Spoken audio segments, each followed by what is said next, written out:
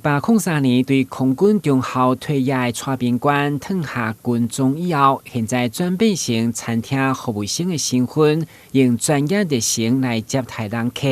伊讲囡仔读册，伊将伫厝嘛有做，所有机会找到接触邻近的餐饮业，成为伊这届第二春，相当感谢。我觉得很开心，因为环境就让人家觉得很舒服。对，然后其实这个工作我之前也有涉猎过，只是都是 PT 的部分，就是 part time 的部分。对，所以我觉得还蛮能够胜任的。对着东东餐饮企业来讲，庞大的企业体目前嘛面临抢工人才流失，所以欢喜配合劳动部分家人分署所推动的中高龄实习生计划，肯定因稳定性、责任感对工作珍惜的心。那他们呢，跟学生的差别就在于他们很稳定，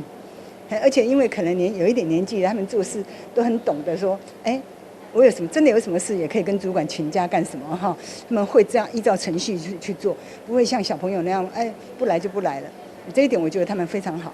参照宾馆所加入的中高龄实习计划，分家人分署第一档试办以餐饮为主，后第二摆就业需求的民众先伫企业实习评估，若符合人力的标准，就继续聘用。实习的过程比较正直，有薪水有保险。在企业在人才招募的部分，树立我们企业它本身的一个品牌跟形象。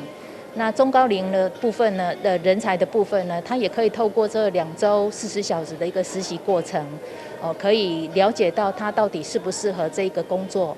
然后从中去找到他可能在职涯方向的一个确认。分家人分署表示，今年首办实习的计划，等结束以后会整体评估，做为日后继续实施，或是扩大到其他职场的参考。咱的新闻管制采访报道。